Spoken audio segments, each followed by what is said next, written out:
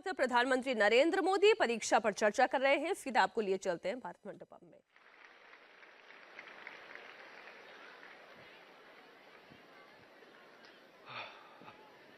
कौशल विकास और उद्यमशीलता मंत्री श्री धर्मेंद्र प्रधान जी को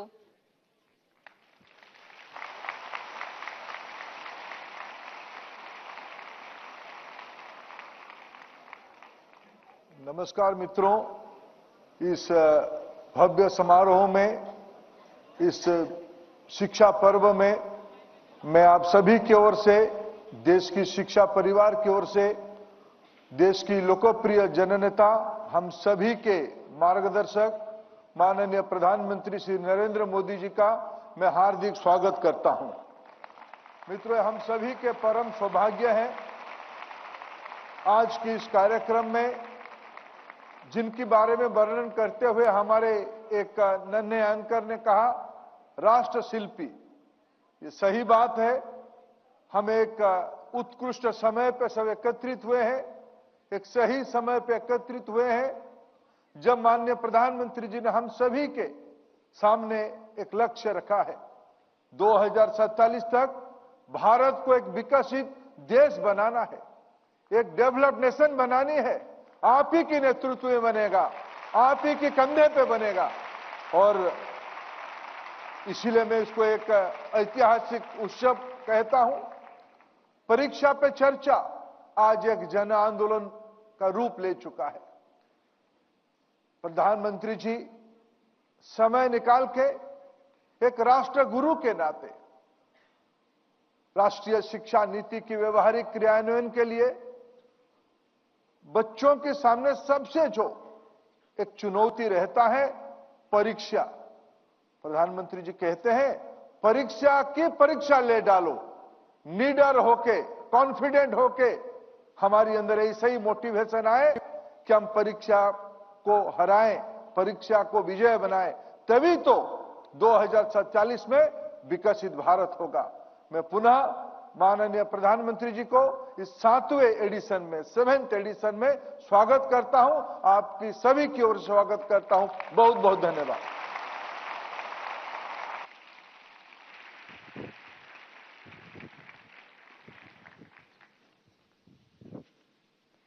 माननीय मंत्री जी, आपका हार्दिक आभार।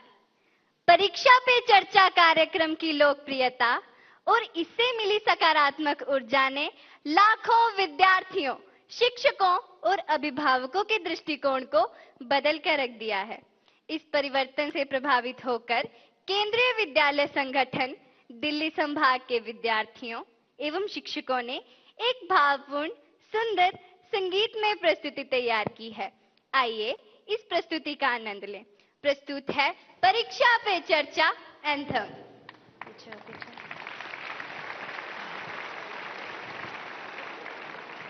Yes.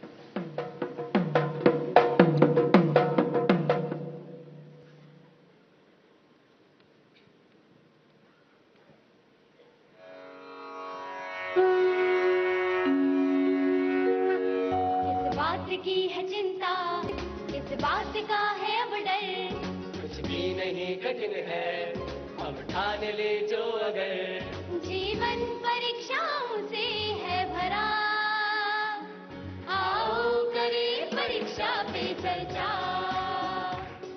जीवन परीक्षाओं से है भरा,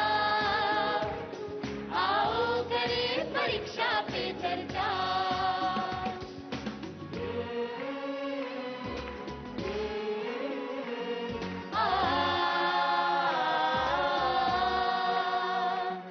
संघर्षों में मुस्काना और आगे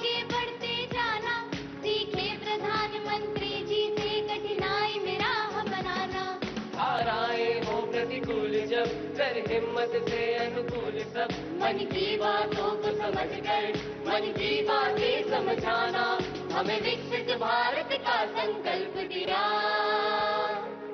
आओ करें परीक्षा पे चर्चा, हमें विकसित भारत का संकल्प दिया। आओ करें परीक्षा पे चर्चा। सानी दा पामा रे गा मा नी धा पा म ग रे, सा रे गा रे गा रे गा रे गा रे सा नी सा। ये धरती राम और कृष्ण की हर दिन थी परीक्षा जिनकी, अध्ययन करे पूरे जतन से हम लेके प्रेरणा उनकी। मेधावी प्रतिभाशाली रख दृष्टि अर्जुन वाली, कोई जीतने से क्या रोके जो हमने शपथ उठा ली। देखो आदित्य को हमने लक्ष्य किया, आओ करें परीक्षा पे चर्चा। देखो आदित्य को हमने लक्ष्य किया, आओ करें परीक्षा पे चर्चा।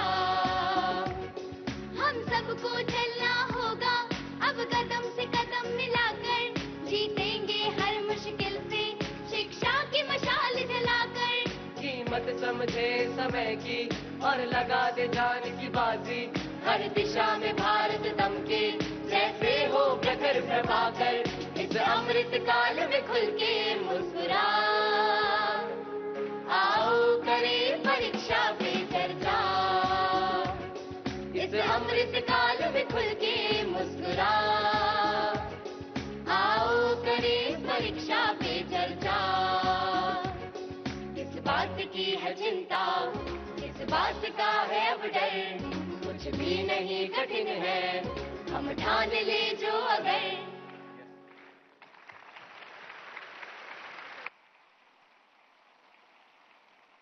मंत्री जी, लाखों प्रदर्शनी का करोड़ों अवलोकन कर रहे विद्यार्थी, थे। अभिभावक एवं शिक्षक आपसे संवाद करने, मार्गदर्शन प्राप्त करने को उत्सुक हैं और बेसब्री से इन पलों की प्रतीक्षा कर रहे हैं। कृपया परीक्षा पे चर्चा 2024 शुरू करने हेतु मंच पर पधारें। PM sir please.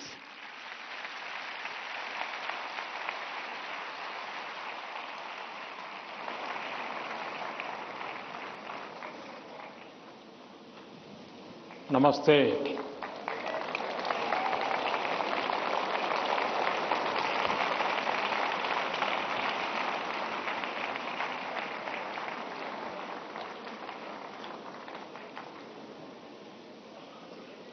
अभी मैं हमारे सभी विद्यार्थी साथियों ने कुछ न कुछ इनोवेशन किए हैं, अलग अलग प्रकार की आकृतियां बनाई हैं, नेशनल एजुकेशन पॉलिसी को आकृतियों में ढालने का प्रयास किया है। जल, थल, नभ और स्पेस और एआई, इन सभी क्षेत्रों में देश की भावी पीढ़ी क्या सोचती है, उसके पास कैसे कैसे सॉल्यूशंस हैं, ये सारी चीजें मुझे देखने का अवसर मिला। ऐसा लगा कि अगर मेरे पास 5-6 घंटे होते तो भी कम पड़ जाते।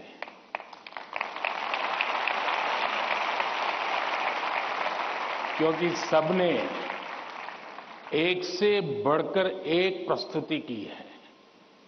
तो मैं उन विद्यार्थियों को, उनके टीचर्स को, उनके स्कूल को बहुत बहुत बधाई देता हूं और आपसे भी आग्रह करता हूं कि आप जाने से पहले उस एग्जीबिशन को जरूर देखें और उसमें क्या है उसको समझने की कोशिश करें और अपने स्कूल में वापस जाने के बाद अपने जो अनुभव है वो जरूर और विद्यार्थियों के साथ शेयर करें। करेंगे? इधर से आवाज आई, उधर से नहीं आई, उधर से नहीं आई। करेंगे? मेरी आवाज सुनाई देती है ना? अच्छा, आपको पता है आप किस स्थान पर आए हैं?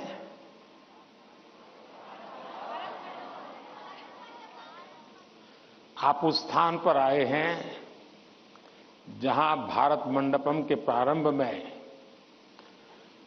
दुनिया के सभी बड़े बड़े दिग्गज नेता 2 दिन बैठकर के यहां पर विश्व के भविष्य की चर्चा की थी। आज आप उस जगह पे हैं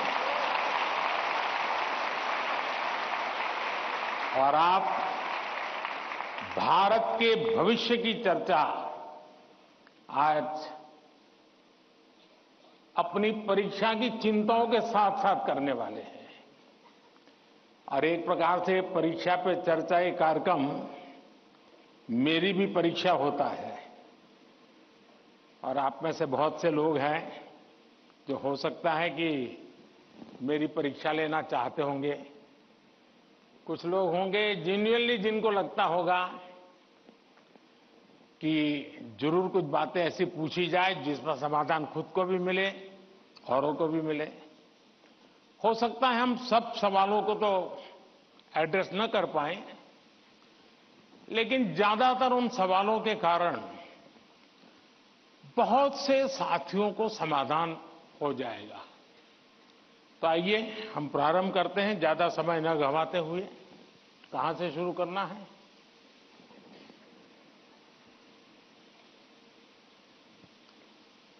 प्रधानमंत्री जी, आपके प्रेरक वचनों के लिए हार्दिक आभार। यही जज्बा रहा तो मुश्किलों का हल निकलेगा। जमीन बंजर हुई तो क्या वहीं से जल निकलेगा। कोशिश जारी रख कुछ कर गुजरने की, इन्हीं रातों के दामन से सुनहरा कल निकलेगा। इन्हीं रातों के दामन से सुनहरा कल निकलेगा। प्रधानमंत्री जी, आपका प्रेरक एवं ज्ञानवर्धक उद्बोधन हमें सदैव सकारात्मक ऊर्जा और विश्वास से भर देता है। आपके आशीर्वाद एवं अनुमति से हम इस कार्यक्रम का शुभारंभ करना चाहते हैं। धन्यवाद मान्यवर।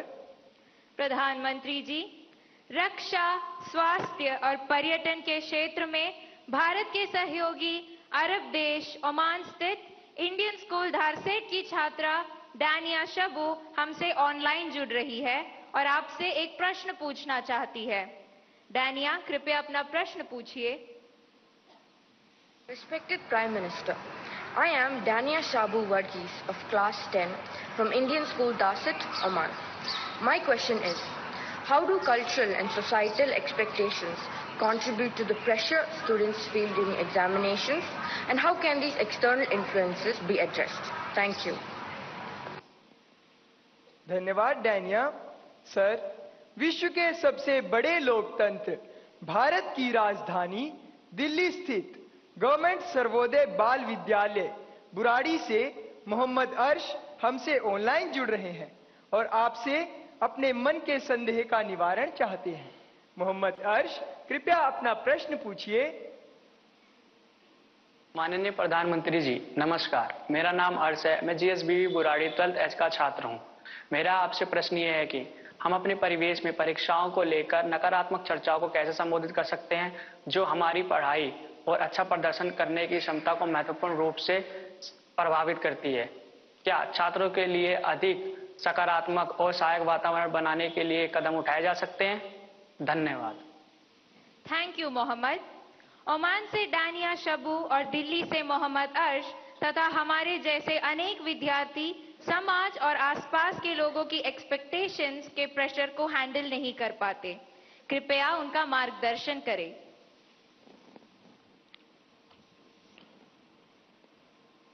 शायद मुझे बताया गया कि ये परीक्षा पे चर्चा का 7वां एपिसोड है और जितना मुझे याद है मैंने देखा है कि ये प्रश्न हर बार आया है और अलग अलग तरीके से आया है। इसका मतलब ये है कि 7 साल में 7 अलग अलग बैचेज इस परिस्थितियों से गुजरी है और हर नई बैच को भी इन्हीं समस्याओं का सामना करना पड़ रहा है। अब विद्यार्थियों की बैच तो बदलती है, लेकिन टीचर की बैच इतनी जल्दी बदलती नहीं है। अगर टीचर्स ने इन अब तक जितने मेरे एपिसोड हुए हैं उसमें मैंने इन बातों का जो वर्णन किया है, अगर उसका कुछ न कुछ उन्होंने अपने स्कूल में एड्रेस किया हो तो शायद हम इस समस्या को धीरे धीरे धीरे कम कर सकते हैं। उसी प्रकार से हर परिवार में ज्यादातर हो सकता है बड़े बेटे ने या बेटी ने पहले एक आध बार ये ट्रायल हुआ हो, लेकिन उनके लिए ज्यादा एक्सपीरियंस नहीं है। लेकिन हर मां बाप ने किसी न किसी रूप में इस समस्या को जरूर अनुभव किया है। अब सवाल यह है कि इसका समाधान क्या हो। हम ये तो नहीं कह सकते भाई स्विच ऑफ, प्रेशर बंद, ऐसा तो नहीं कर सकते। तो हमने अपने आप को एक तो किसी भी प्रकार के प्रेशर को झेलने के लिए सामर्थ्यवान बनाना चाहिए। रोते बैठना नहीं चाहिए, मान के चलना चाहिए कि जीवन में आता रहता है, दबाव बनता रहता है, तो खुद को तैयार करना पड़ता है। अब जैसे कभी आप उस स्थान पे जाते हैं जहां ठंड ज्यादा है और आप किसी गर्म इलाके में रहते हैं, तो आप मन को तैयार करते हैं कि आज अब मुझे 3-4 दिन के बाद ऐसे इलाके में जाना है जहां ठंड ज्यादा है। तो मन से आप तैयार करते हैं तो धीरे धीरे तो लगता है, पहुंचने के बाद कभी लगता है यार मैंने तो सोचा था उससे तो ठंड कम है, क्योंकि आपने मन से तय कर लिया है। और इसलिए आप टेम्परेचर कितना है कितना नहीं वो देखने की जरूरत नहीं पड़ती, आपका मन तैयार हो जाता है। वैसे ही दबाव को हमने अपने तरीके से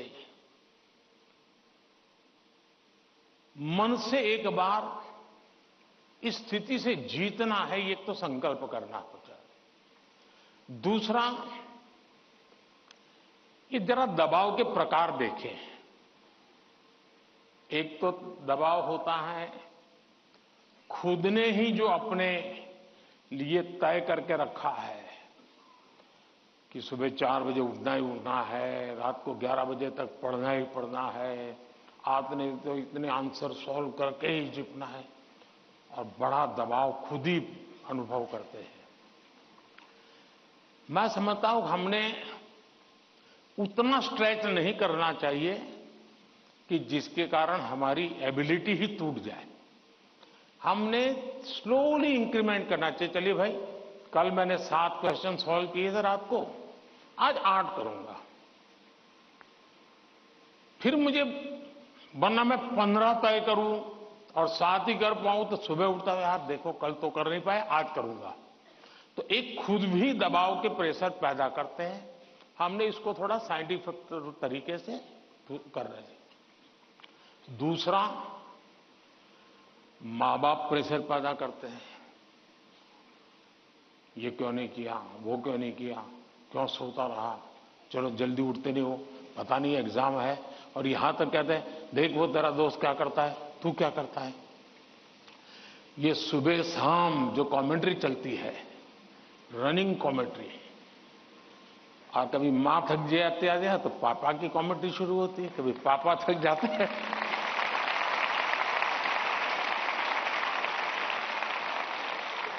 तो बड़े भाई की कमेंट्री शुरू हो जाती है, और वो अगर कम पढ़ता है तो स्कूल में टीचर की। फिर या तो कुछ लोग ऐसा है जाओ तुमको जो करना है कर लो, मैं अपना ऐसे ही रहूंगा। कुछ लोग इसे सिंसियर लेते हैं, लेकिन ये दबाव का दूसरा प्रकार है। तीसरा ऐसा भी होता है कि जिसमें कारण कुछ नहीं है, समझ का अभाव है और बिना कारण उसको हम संकट मान लेते हैं। जब एक्चुअली करते हैं तो लगता है नहीं यार इतना मुश्किल नहीं था, मैंने बेकार में दबाव झेलता रहा। तो मुझे लगता है कि एक तो इनको पूरे परिवार ने, टीचर ने, सबने मिलकर के एड्रेस करना होगा। सिर्फ स्टूडेंट एड्रेस कर लेगा, सिर्फ पेरेंट्स एड्रेस कर लेंगे, इतने से बात बननी नहीं है। और मैं मानता हूं कि ये लगातार परिवारों में भी बातचीत होती रहनी चाहिए। हर परिवार ऐसी स्थितियों में कैसे हैंडल करता है उसकी चर्चाएं होनी चाहिए। उसकी एक सिस्टमेटिक थियरी के बजाय हमने धीरे धीरे चीजों को इवॉल्व करना चाहिए। अगर ये इवॉल्व करते हैं तो मुझे पक्का विश्वास है कि हम इन चीजों से बाहर निकल के आते हैं। धन्यवाद।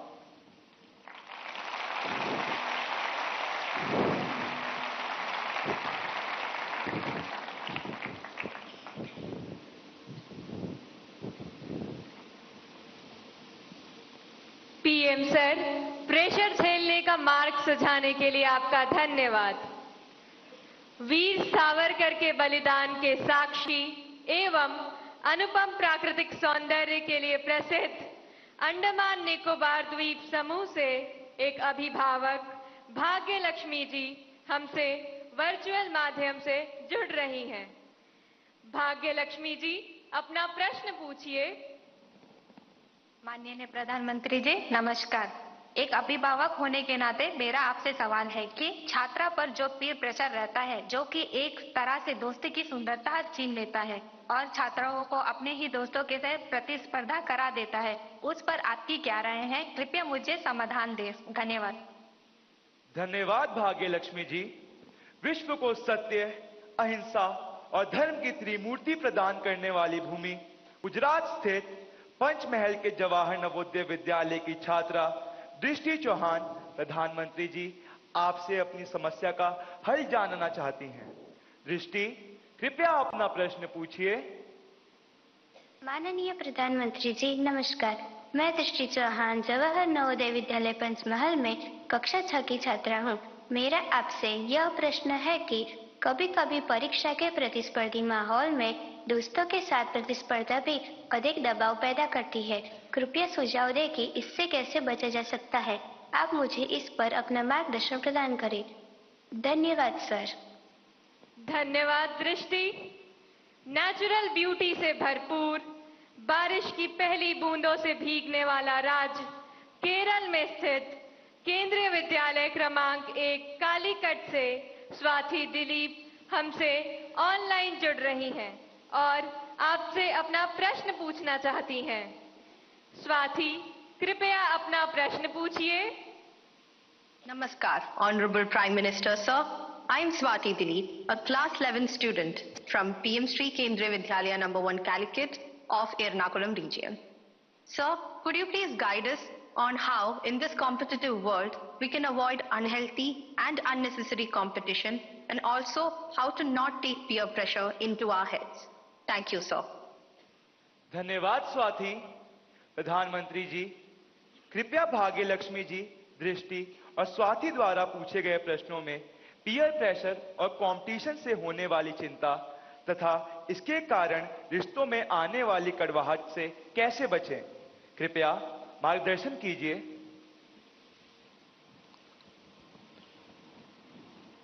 अगर जीवन में चुनौतियां न हो, स्पर्धा न हो,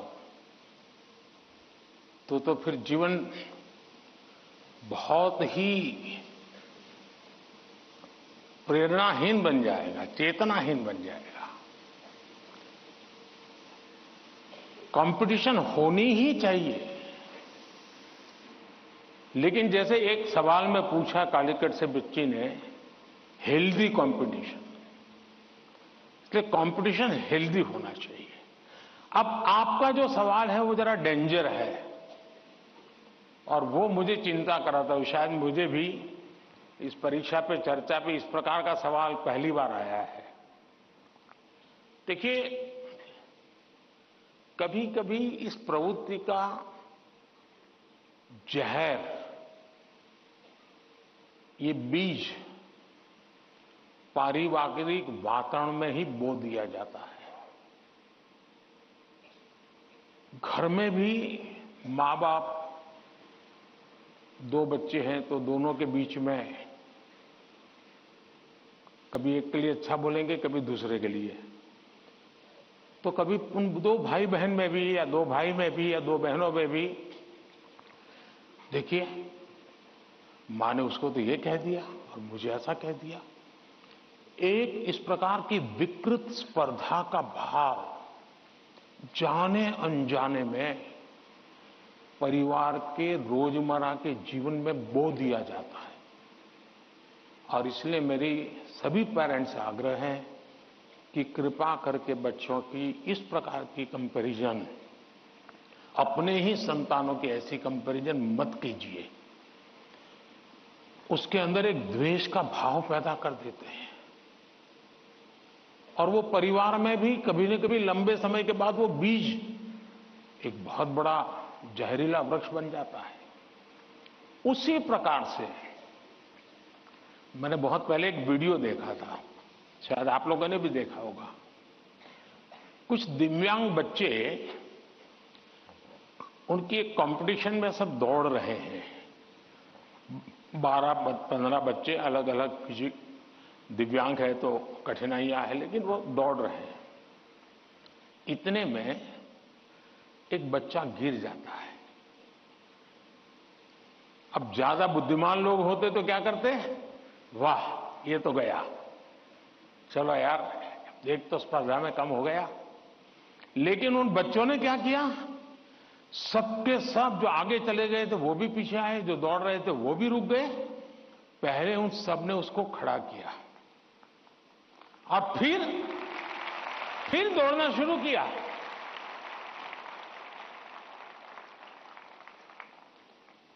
सचमुच में ये वीडियो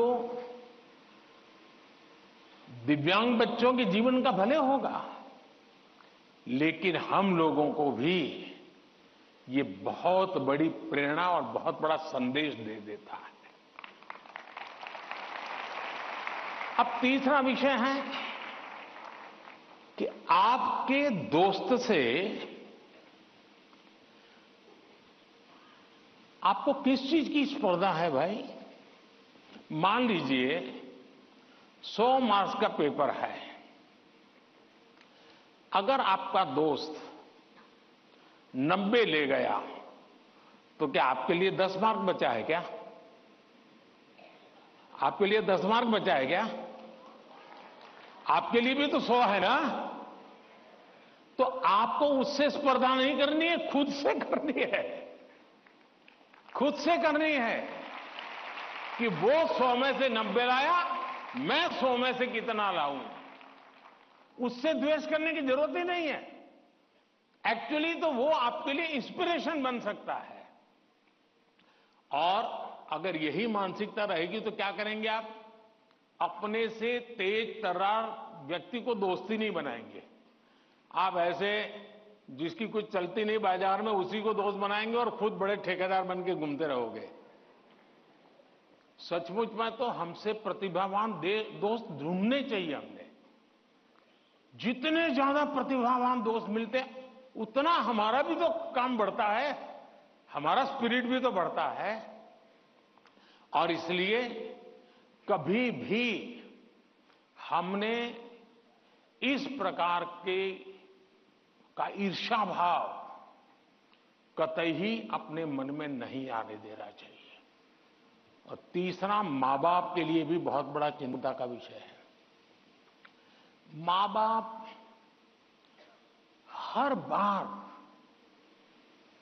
अपने बच्चों को कोसते रहे, देख तू खेलता रहता है, देख वो किताबें पढ़ता है, तू ये करता रहता है, देख वो पढ़ता है। यानी वो भी हमेशा उसी का उदाहरण देते हैं।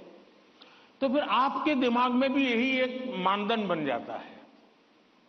कृपा करके मां बाप इन चीजों से बचे। कभी कभी तो मैंने देखा है कि जो माँ बाप अपने जीवन में ज्यादा सफल नहीं हुए हैं, जिनको अपने पराक्रम, अपनी सफलताएं, अपनी सिद्धियों के विषय में दुनिया को कुछ कहने को नहीं है, बताने को नहीं है, तो वे अपने बच्चों का रिपोर्ट कार्ड ही अपना विजिटिंग कार्ड बना देते हैं। किसी को मिलेंगे, अपने बच्चे की कथा सुनाएंगे। अब ये जो नेचर है, वो भी एक प्रकार से बच्चे के मन में एक ऐसा भाव भर देता है कि मैं तो सब कुछ हूं, अब मुझे कुछ करने की जरूरत नहीं है। वो भी बहुत नुकसान करता है।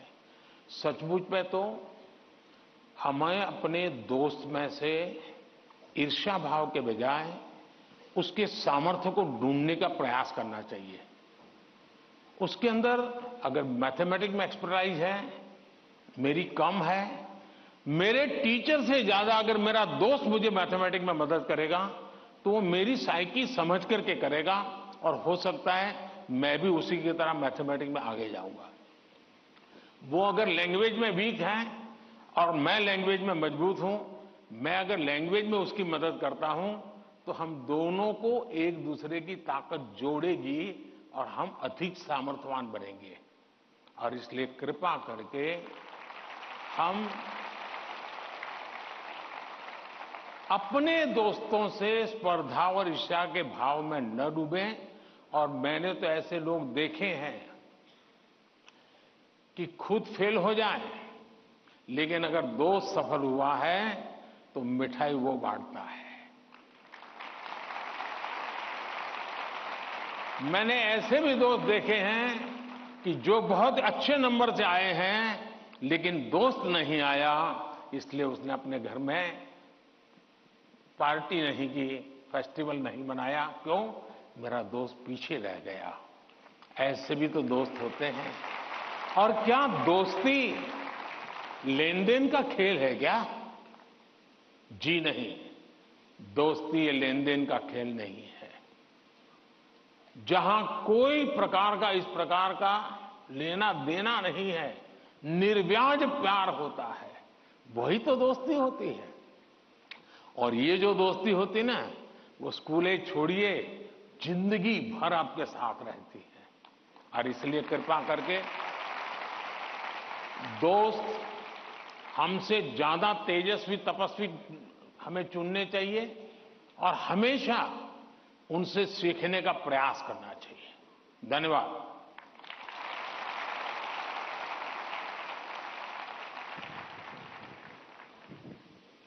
प्रधानमंत्री जी, स्पर्धा में भी मानवीयता का ये संदेश हमें हमेशा प्रेरित करता रहेगा। भारत का दक्षिण पूर्वी राज्य, कृषि प्रधान प्रदेश, तिरुमलाई की पवित्र भूमि, आंध्र प्रदेश स्थित ZP high school Uparapalli, Anakapalli जिले के संगीत शिक्षक श्री कोंडा कांची संपतराव जी हमारे साथ ऑनलाइन माध्यम से जुड़ रहे हैं और आपसे प्रश्न पूछना चाहते हैं। संपतराव जी, कृपया अपना प्रश्न पूछिए। प्रधानमंत्री वर्युल वारिकी नमस्ते। मेरा नाम कोंडकांची संपतराव है और मैं ZP high school Uparapalli, Anakapalli district, Andhra Pradesh में शिक्षक हूँ। सर, मेरा आपसे यह प्रश्न है कि एक शिक्षक के रूप में मैं किन तरीकों से अपने छात्रों को परीक्षा देने में तनाव मुक्त बनाने में मदद कर सकता हूँ? कृपया इस पर मेरा मार्गदर्शन कीजिए। धन्यवाद। धन्यवाद सर। भारत के पूर्व में चाय बागानों तथा सुंदर पर्वतीय प्रदेश, ब्रह्मपुत्र की भूमि, असम के शिवसागर स्थित हाशारा हाई स्कूल से एक टीचर बंटी मेधी जी, जो कि सभागार में उपस्थित है, प्रधानमंत्री जी से एक प्रश्न पूछना चाहती हैं। मैम, कृपया अपना प्रश्न पूछिए। Namaskar, Honorable Prime Minister Sir, I am Bonti Medhi, a teacher from Sibsagar district, Assam. My question is, what should be the role of a teacher in motivating students? Please guide us. Thank you. धन्यवाद ma'am. प्रधानमंत्री जी, कृपया आंध्र प्रदेश के संगीत शिक्षक श्री संपत राव जी और सभागार में उपस्थित शिक्षिका बंटी मेथी जी द्वारा पूछे गए इन प्रश्नों में वे परीक्षा के समय शिक्षकों की भूमिका के विषय में जानना चाहते हैं कि वे किस प्रकार विद्यार्थियों को तनाव मुक्त रहने में सहायता करें। कृपया समस्त शिक्षक वर्ग का मार्गदर्शन कीजिए। पहले तो मैं समझता हूं जो संगीत के टीचर हैं वो तो अपने क्लास नहीं, पूरी स्कूल के बच्चों का तनाव खत्म कर सकते हैं।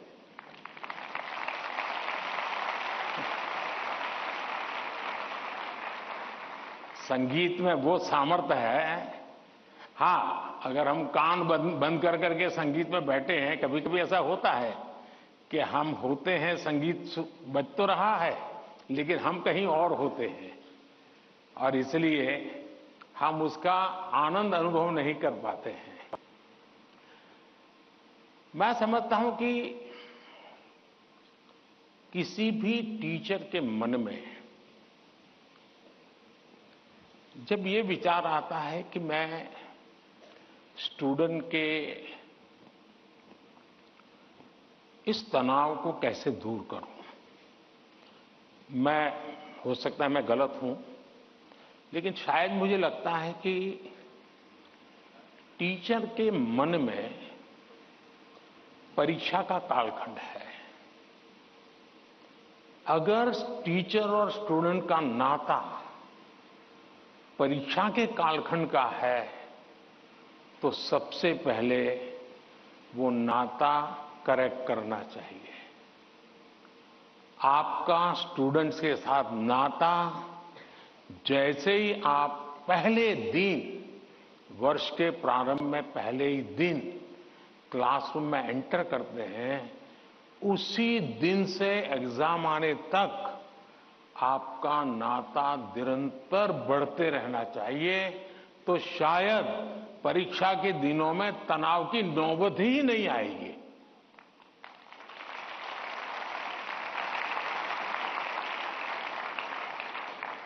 आप सोचिए, आज मोबाइल का जमाना है,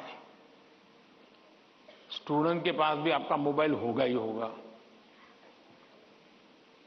क्या कभी किसी स्टूडेंट ने आपको फोन किया है, कॉल पर कांटेक्ट किया है कि मुझे ये तकलीफ हो रही है, मैं चिंता में हूं?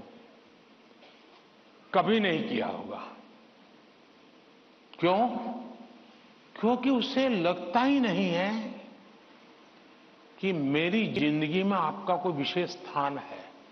उसको लगता है कि आपका मेरा नाता सब्जेक्ट है, मैथ्स है, केमिस्ट्री है, लैंग्वेज है। जिस दिन आप सिलेबस से आगे निकल करके उससे नाता जोड़ोगे तो वो अपनी छोटी मोटी दिक्कतों के समय भी जरूर आपसे अपने मन की बात करेगा। अगर ये नाता है तो एग्जाम के समय तनाव की स्थिति पैदा होने की संभावना ही खत्म हो जाएगी। आपने कई डॉक्टर्स देखे होंगे, उन डॉक्टर में डिग्री तो सबके पास होती है, लेकिन कुछ डॉक्टर्स जो जनरल प्रैक्टिशनर्स होते हैं वो ज्यादा सफल इसलिए होते हैं कि पेशेंट आकर के जाने के बाद एक आध दिन के बाद फिर उसको फोन करते हैं कि भाई आपने वो दवाई ठीक से ले ली थी, कैसा है आपका? वो दूसरे दिन अपने अस्पताल आएगा, तब तक इंतजार करने के बजाय बीच में एक आध बार बात कर लेते हैं और वो बॉन्डिंग होता है ना, वो उसको आधा ठीक कर देता है। आप में से कोई टीचर ऐसे हैं, मान लीजिए किसी बच्चे ने बहुत अच्छा किया और जाकर के उस परिवार में बैठ करके कहा भाई आज तो मैं मिठाई खाने आया हूं, आपके बच्चे ने इतना शानदार कर दिया आज आपसे मिठाई खाऊंगा। आपको कल्पना आती है कि उस माँ बाप को, जब आप, बच्चे ने तो बताया ही होगा घर में जाकर के कि आज मैं ये करके आया हूं, लेकिन एक टीचर खुद जाकर के अगर बताता है तो उस परिवार में टीचर का आना, टीचर का बताना उस बच्चे को भी ताकत देगा और परिवार भी कभी कभी और कुछ सोचता होगा।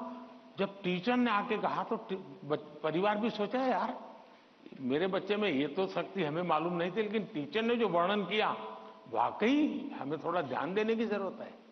तो आप देखेंगे कि एकदम से माहौल बदल जाएगा। और इसलिए पहली बात यह है, परीक्षा के समय तनाव दूर करने के लिए क्या करना, उसके लिए तो मैंने बहुत कुछ कह चुका हूं, मैं उसको रिपीट नहीं करता हूं। लेकिन अगर वर्ष भर आपका उसके साथ नाता रहता है, मैं तो कभी कभी पूछता हूं कई टीचरों को कि भाई आप 30 साल से टीचर हैं, जो पहले बार आपके यहां पढ़ाई करके गए होंगे शुरू में, अब तो उनकी शादी हो गई होगी, क्या कोई आपका स्टूडेंट अपना शादी का कार्ड देने आया था क्या? 99% टीचर मुझे कहते हैं कि नहीं, कोई स्टूडेंट नहीं आया। मतलब हम जॉब करते थे, हम जिंदगी नहीं बदलते थे। टीचर का काम जॉब बदलना नहीं है, टीचर का काम जॉब करना नहीं है, टीचर का काम जिंदगी को संवारना है, जिंदगी को सामर्थ्य देना है, और वही परिवर्तन लाता है। धन्यवाद।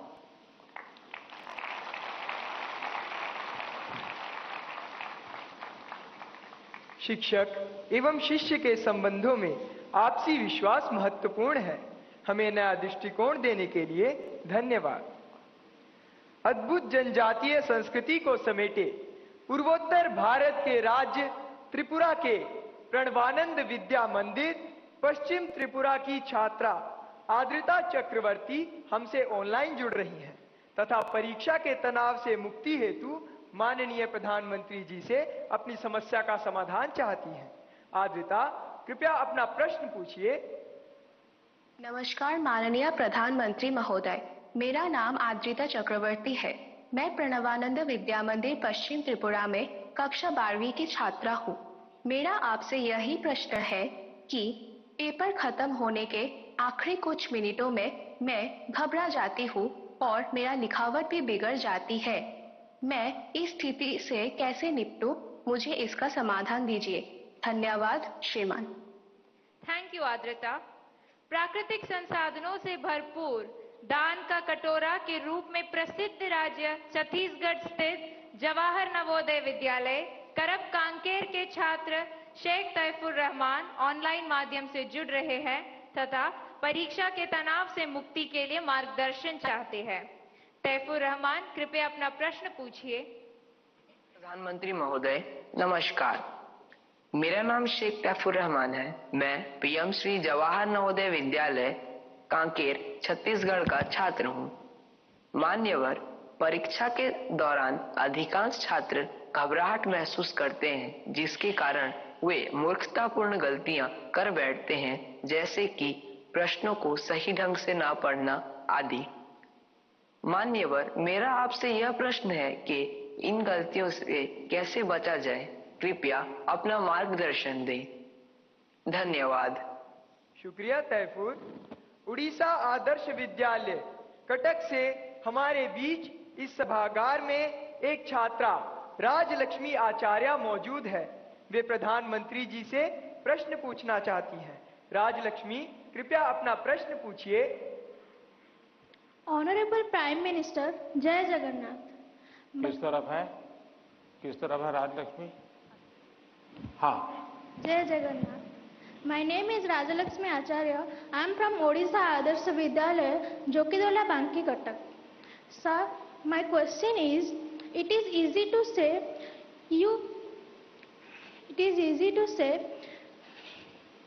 you face exam with a cool mind, but in exam hall the situation is so scary, like don't move, look straight and so on. Then how can it be so cool? Thank you, sir.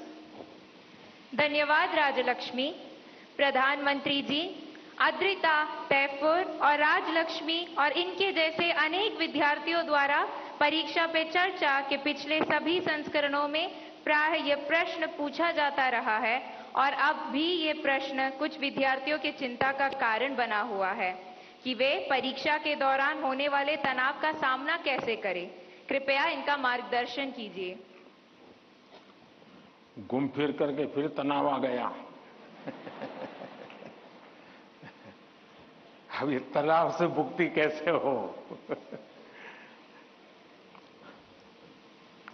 आप देखिए कैसी गलती होती है। कुछ गलतियां यानी रोजमर्रा की हम थोड़ा ऑब्जर्व करें तो पता चलेगा। कुछ गलतियां पेरेंट्स का अति उत्साह कर देता है, कुछ गलतियां स्टूडेंट की अतिशय सिंसियरिटी कर देती है। बस समझता हूं इससे बचा जाए। जैसे मैंने देखा है कि कुछ माँ बाप को लगता है कि आज एग्जाम है तो बेटे को नई पेन ला करके दो, जरा कपड़े अच्छे पहना करके भेजो, तो उसका काफी समय तो उसमें एडजस्ट होने में ही जाता है। शर्ट ठीक है कि नहीं है, यूनिफॉर्म ठीक पहना है कि नहीं पहना है। माँ बाप से मेरा आग्रह है जो पेन रोज उपयोग करता है ना वही दीजिए आप। या वहां पेन दिखाने थोड़ा जा रहा है वो। और परीक्षा के समय किसी को फुर्सत नहीं है, आपका बच्चा नया पहन करके आया, पुराना पहन के आया है। तो ये साइकी उनको बाहर आना चाहिए। दूसरा, कुछ ऐसी चीजें खिला करके भेजेंगे, तुझे एग्जाम है ये खा के जाओ, एग्जाम है ये खा के जाओ, तो उसको और मुसीबत होती है जिसका वो कंफर्ट नहीं है। आवश्यकता से अधिक उस दिन खाना, फिर मां कहे अरे तुम्हारा तो एग्जाम सेंटर इतना दूर है, तुम रात आते आते 7 बज जाएगा, ऐसा करो कुछ खा के जाओ, फिर कहेगी कुछ लेके जाओ। उसको वो रेजिस्ट करने लगता है, नहीं मैं नहीं ले जाऊंगा। वहीं से तनाव शुरू हो जाता है, घर से निकलने से पहले हो जाता है। तो मेरी सभी पेरेंट्स से अपेक्षा है और मेरा सुझाव है कि आप उसको अपनी मस्ती में जीने दीजिए। एग्जाम देने जा रहा है तो उत्साह उमंग के साथ चला जाए, बस जो उसकी रोजमर्रा की आदत है वैसा ही रहे वो। फिर जो सिंसियर स्टूडेंट है उनका प्रॉब्लम क्या होता है, दरवाजे तक किताब छोड़ते नहीं, दरवाजे तक। अब आप अचानक इस प्रकार से गए, इवन रेलवे स्टेशन पर भी जाते हैं ना, तो कभी ट्रेन की एंट्री और आपकी एंट्री ऐसा होता है क्या? आप 5-10 मिनट पहले जाते हैं, प्लेटफॉर्म पर खड़े रहते हैं, कहां आपका डिब्बा आएगा उसका अनुमान लगाते हैं, फिर उस जगह पे जाते हैं, फिर सोचते हैं कि पहले कौन सा लगेज अंदर ले जाऊंगा, फिर कौन सा, यानी मन आपका तुरंत अपने आप को ट्रेन आने से पहले ही सेट करने लग जाता है। वैसे ही आपका जो एग्जामिनेशन हॉल है, हो सकता है वो कोई सुबह से आपके लिए खोल के नहीं रखेंगे, लेकिन 10-15 मिनट पहले तो अलाउ कर ही देते हैं।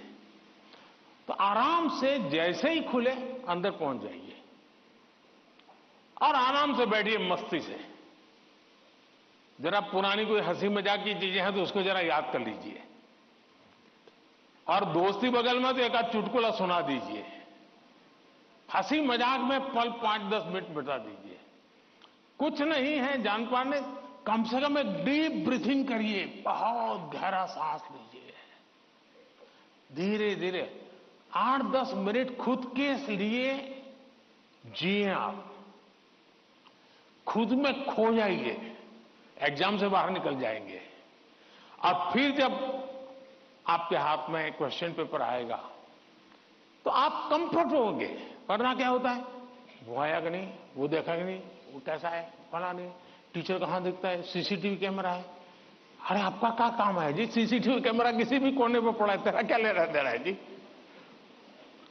हम इन्हीं चीजों में लटके रहते हैं जी, और वही बिना कारण हमारी शक्ति समय वेस्ट करता है।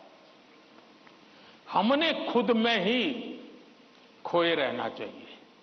और जैसा ही क्वेश्चन पेपर आ जाए तो कभी कभी तो आपने देखा होगा कि अगर आप फर्स्ट बेंच पर आपका नंबर आया है लेकिन क्वेश्चन पेपर वो पीछे से बांटना शुरू करता है तो आपका दिमाग फटकता है। देखिए, मेरे से तो 5 मिनट पहले उसको मिलेगा, मुझे 5 मिनट बाद में मिलेगा। ऐसा ही होता है ना, ऐसा होता है ना। अब ऐसी चीजों में अपना दिमाग खपाओगे कि पहले क्वेश्चन पेपर मुझे मिला कि 20 नंबर के बाद मिला, तो आप अपनी एनर्जी, आप परिस्थिति तो पलट नहीं सकते। टीचर ने वहां से क्यों कि आप खड़े होकर नहीं कह सकते पहले मेरे से दो, ऐसा तो नहीं कर सकते। तो आपको पता है ऐसा होना, तो फिर ऐसे ही अपने आप को एडजस्ट कर लेना चाहिए।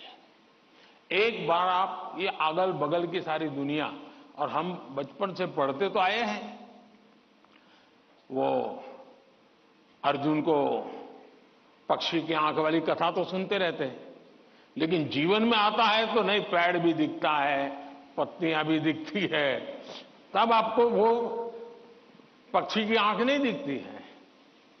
आप भी मन में कथाएं सुनते हैं, पढ़ते हैं, तो उसको जीवन में लाने का मौका होता है। तो पहली बात तो ये है कि इन सारी बाह्य चीजों से आप, दूसरा, परीक्षा में घबराहट का कभी कारण ये होता है, कभी लगता है समय कम पड़ गया, कभी लगता है कि अच्छा होता मैं वो क्वेश्चन पहले कर लेता। तो इसका उपाय ये है, पहले एक बार पूरा क्वेश्चन पेपर पढ़ लीजिए, फिर मन से तय कीजिए कि किस आंसर में कितना मिनट मोटा मोटा मेरा जाएगा, और उसी प्रकार से अपना समय तय कर लीजिए। अब खाना खाते हैं, आप खाने के लिए बैठते हैं तो घड़ी देख करके थोड़े खाते, भाई 20 मिनट में खाना खाना है। तो खाते खाते आदत हो ही जाती है, हाँ भैया इतने में 20 मिनट भी हो गया और खाना भी हो गया। इसके लिए कोई घड़ी और कोई बेल थोड़ा बचता है कि चलो अब खाना शुरू करो, अब खाना बंद करो, ऐसा तो होता नहीं है। तो ये प्रैक्टिस है। दूसरा, मैंने देखा है कि आजकल जो सबसे बड़ी समस्या है, जिसके कारण ये समझ है, आप मुझे बताइए, आप एग्जाम देने जाते हैं, मतलब आप फिजिकली क्या करते हैं? आप फिजिकली पेन हाथ में पकड़ करके लिखते हैं, यही करते हैं ना। दिमाग अपना काम करता है, लेकिन आप क्या करते हैं? लिखते हैं। आज के युग में आईपैड के कारण, कंप्यूटर के कारण, मोबाइल के कारण मेरी लिखने की आदत धीरे धीरे कम हो गई है। जब भी एग्जाम में लिखना होता है, इसका मतलब हुआ कि मुझे अगर एग्जाम के लिए तैयार करना है तो मुझे अपने आप को लिखने के लिए भी तैयार करना है। आजकल बहुत कम लोग हैं जिनको लिखने की आदत है,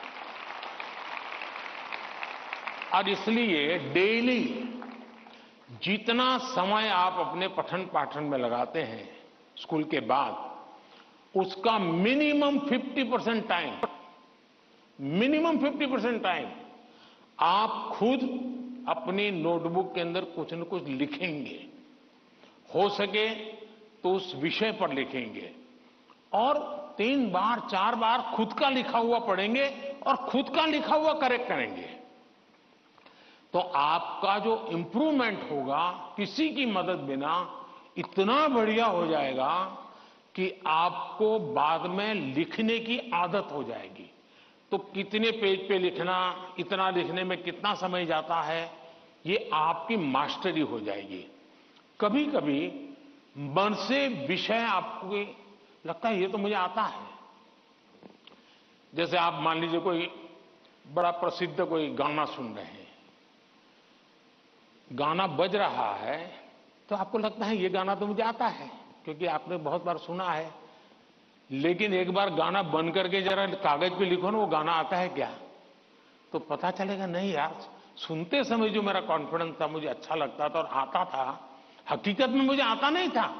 मुझे वहां से प्रॉम्प्टिंग होती थी, इसलिए मुझे वो लाइन याद आ जाती थी, और उसमें भी परफेक्ट शब्द के संबंध में जब बात आएगी तो मैं पीछे रह जाऊंगा। मेरी आज की पीढ़ी के साथियों से बहुत मेरा आग्रह है कि कृपा करके आपकी एग्जाम में एक बड़ी चैलेंज होती है लिखना। कितना याद रहा, सही रहा, गलत रहा, सही लिखते हैं, गलत लिखते, तो वो तो बात का विषय है। आप अपना ध्यान प्रैक्टिस में इस पर कीजिए।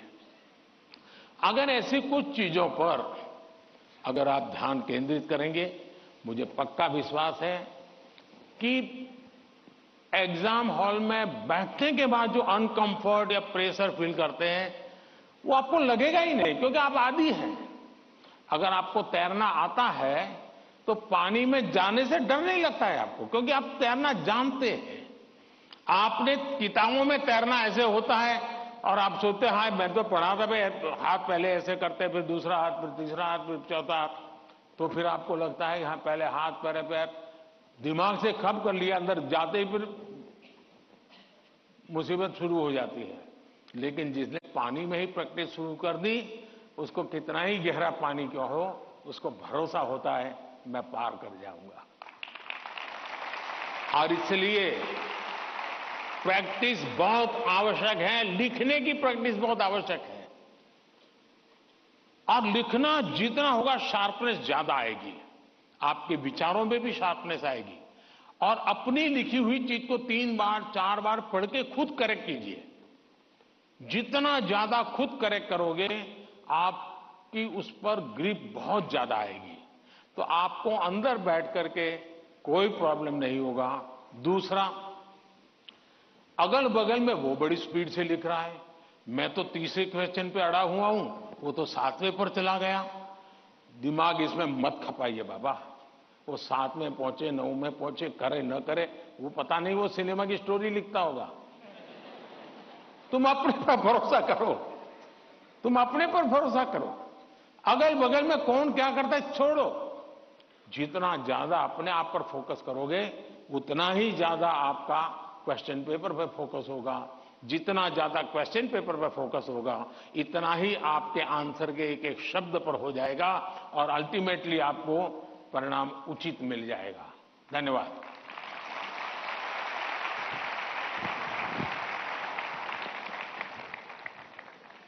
धन्यवाद पीएम सर। तनाव प्रबंधन का ये सूत्र जीवन भर हमें प्रेरित करेगा। प्रधानमंत्री जी, राजमंद राजस्थान के छात्र धीरज सुथार, जो कि government senior secondary school Kundwa में पढ़ते हैं, हमारे बीच इस हॉल में मौजूद हैं और आपसे प्रश्न पूछना चाहते हैं। धीरज, कृपया अपना प्रश्न पूछिए। नमस्ते माननीय प्रधानमंत्री जी, मैं धीरज सुथार, मैं राजकीय उच्च माध्यमिक विद्यालय कोंदवा राजसमंद राजस्थान से हूँ। मैं 12वीं कक्षा में अध्ययनरत हूँ। मेरा प्रश्न यह है कि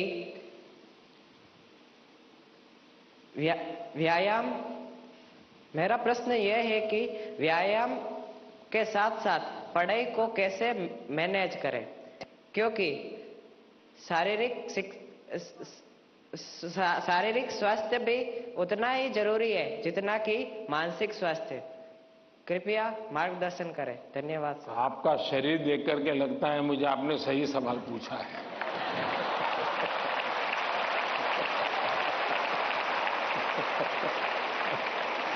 और आपकी ये चिंता भी सही होगी।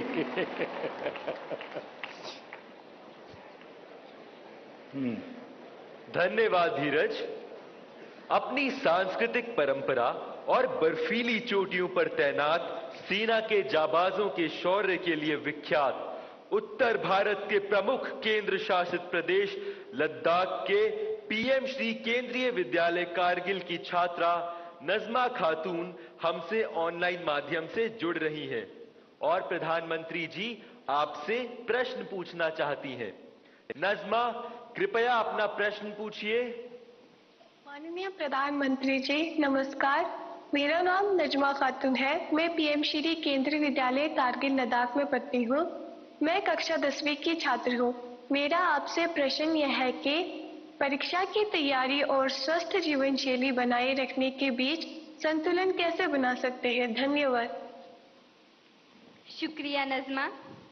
पूर्वोत्तर भारत के रत्न जनजातीय बहुल राज्य अरुणाचल प्रदेश के Naharlagun government higher secondary school से एक शिक्षिका टॉबी लामी जी इस सभागार में उपस्थित हैं और प्रधानमंत्री जी से प्रश्न पूछना चाहती हैं। नमस्कार माननीय प्रधानमंत्री जी, मेरा नाम तोबी लोमी है। मैं एक शिक्षिका हूँ। मैं government higher secondary school Naharlagun Arunachal Pradesh से आई हूँ।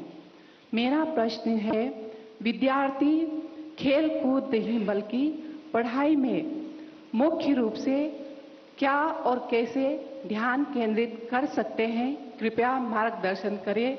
धन्यवाद सर। धन्यवाद मैम। प्रधानमंत्री जी, धीरज, नज़्मा और तोबी जी पढ़ाई और हेल्दी लाइफ में सामंजस्य कैसे स्थापित करें, इस विषय पर आपका मार्गदर्शन चाहते हैं।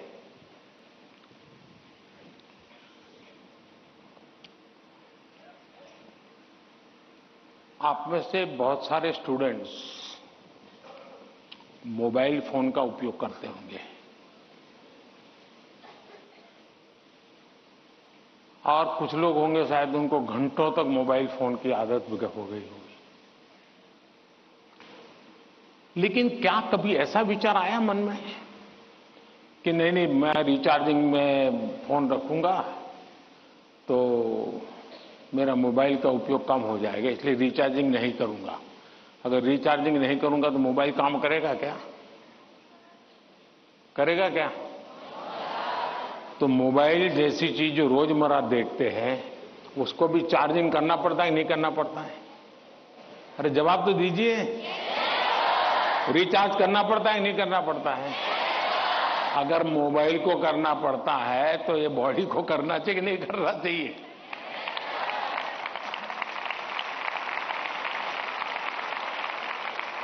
जैसे मोबाइल फोन में चार्जिंग ये मोबाइल की रिक्वायरमेंट है, वैसे हमारा शरीर का भी चार्जिंग ये शरीर की रिक्वायरमेंट है। आप ऐसा सोचो कि नहीं पढ़ना है तो बस विंडो बंद, पढ़ाई बाकी सब बंद, ऐसा कभी नहीं हो सकता है। जीवन ऐसे नहीं जी सकते हैं और इसलिए जीवन को थोड़ा संतुलित बनाना पड़ता है। कुछ लोग होते हैं खेलते ही रहते हैं, वो भी एक संकट होता है। लेकिन जब आपको एग्जाम देनी हो, क्योंकि लौकिक लाइफ जीवन में इन चीजों का अपना महत्व है, इसको टाल नहीं सकते। लेकिन अगर हम स्वस्थ ही नहीं रहेंगे, अगर हम अपने शरीर में वो सामर्थ्य ही नहीं होगा, तो हो सकता है कि 3 घंटे एग्जाम में बैठने का सामर्थ्य खो देंगे, फिर 5 मिनट ऐसे ही करके बैठा रहना पड़ेगा। और इसलिए स्वस्थ शरीर स्वस्थ मन के लिए भी बहुत जरूरी है। अब स्वस्थ शरीर का मतलब ये तो नहीं है कि आपको पहलवानी करनी है, ये आवश्यक नहीं है, लेकिन जीवन में कुछ नियमितताएं होती है। अब आप कभी सोचिए कितना समय है जिसमें आप खुले आसमान के नीचे सनलाइट में बिताए हो। अगर आप चलो पढ़ना भी है तो किताब लेकर के सनलाइट में बैठो ना भाई थोड़ी देर। कभी कभी बॉडी को रिचार्ज करने में सनलाइट भी बहुत जरूरी होता है। क्या कभी कोशिश की नियम से कि भाई मैं दिन में कैसे भी करके इतना तो मौका निकाल दूं ताकि मुझे सनलाइट के साथ नाता रहे? उसी प्रकार से कितना ही पढ़ना क्यों ना हो, लेकिन नींद को कभी भी कम मत आंकिए। जब अपनी मम्मी हमको कहती हैं कि सो जाओ तो उसका इंटरफियरेंस मत मानिए। ज्यादातर स्टूडेंट का ईगो इतना हर्ट हो जाता है कि तुम कौन होती हो, सो जाओ और मुझे कल एग्जाम देनी है, मैं सोऊंगा नहीं सोऊंगा तुम्हें क्या लेना। ऐसा करते हैं ना घर में। जो नहीं करते हैं न बोले, जो करते हैं वो बोले। जरा करते हैं, कोई नहीं बोल रहा है।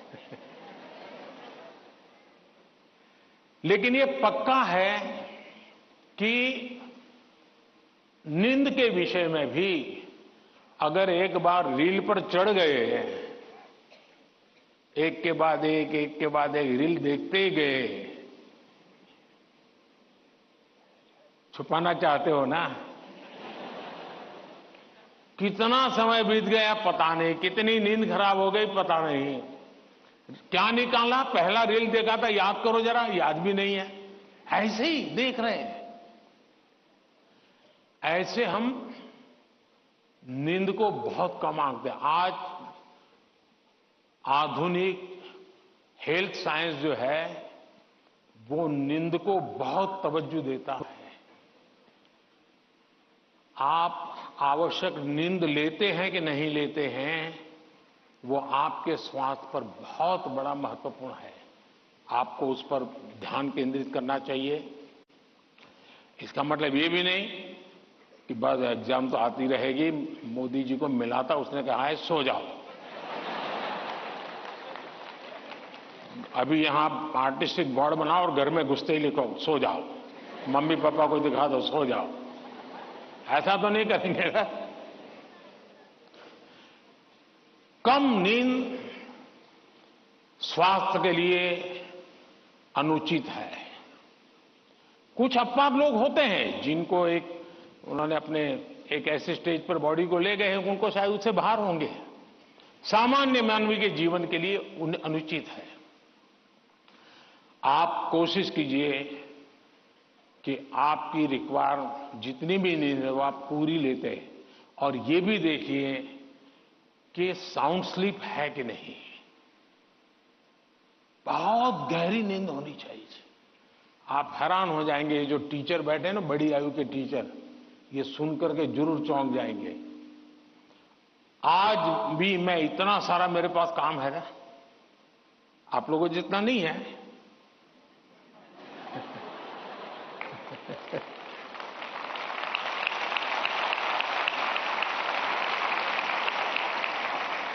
लेकिन 365 दिन कोई अपवाद नहीं। अगर मैं बिस्तर पे लेटा नहीं कि 30 सेकंड में डीप स्लीप की तरफ नहीं चला गया था, होता नहीं। 30 सेकंड लगता है मुझे। आप में से बहुत छोटी आयु के भी होंगे, कभी इधर कभी उधर, कभी उधर कभी उधर, फिर नींद आई तो आई। क्यों? मेरा बाकी जो जागृत अवस्था का समय है उसमें बहुत जागृत रहता हूं मैं। तो जब जागृत हूं तो पूरी तरह जागृत हूं, जब सोया हूं तो पूरी तरह सोया हूं। और वो बैलेंस, जो बड़ी आयु के लोग हों परेशान होते होंगे, हाँ यार हमें तो नींद ही नहीं आती, आधा घंटा तो ऐसे ही करवट बदलते रहते हैं। और ये आप अचीव कर सकते हैं। फिर एक विषय है न्यूट्रिशन, संतुलित आहार। और आप जिस उम्र में हैं उस उम्र में जिन चीजों की जरूरत है वो आपके आहार में है कि नहीं है। एक चीज पसंद है, बस खाते रहते हो, पेट भर जाता है, कभी मन भर जाता है, लेकिन शरीर की आवश्यकताएं पूरी नहीं करता है। 10th 12th का एक कालखंड ऐसा है जब आपके पास एग्जाम का वातावरण है, तो एक बार तय कीजिए कि मेरे शरीर को जितनी रिक्वायरमेंट है वो मैं लेता हूं। माँ बाप भी बच्चे को ऐसा ना करें, नहीं आज तो हलवा बनाया, जरा ज्यादा खा ले। कभी माँ बाप को भी लगता है कि क्वांटिटी ज्यादा खिला दी तो बच्चा आज खुश है। जी नहीं, उसके शरीर, और इसके लिए कोई अमीरी गरीबी का मुद्दा नहीं है। जो उपलब्ध चीजें होती हैं उसी में से मिल जाता है जी। उसमें सारी चीजें रहती हैं, कम से कम खर्च वाली भी चीजें होती हैं जो हमारे न्यूट्रिशन को कैटर कर सकती है। और इसलिए हमारे आहार में संतुलन, ये भी स्वास्थ्य के लिए उतना ही जरूरी है। और फिर एक्सरसाइज, हमने पहलवानी वाली एक्सरसाइज करे या ना करे अलग बात है, लेकिन फिटनेस के लिए एक्सरसाइज करना चाहिए। जैसे डेली टूथब्रश करते हैं ना, वैसे ही नो कॉम्प्रोमाइज एक्सरसाइज करनी चाहिए। मैंने कुछ बच्चे ऐसे देखे हैं, वो छत पे चले जाते हैं, किताब लेके चलते हैं और पढ़ते रहते हैं, दोनों काम कर लेते हैं। कुछ गलत नहीं है, वो पढ़ता भी है और अपना धूप के अंदर चल भी लेता है, एक्सरसाइज भी हो जाती है। कोई न कोई ऐसा रास्ता निकालना चाहिए जिसमें आपकी फिजिकल एक्टिविटी होती रहती है।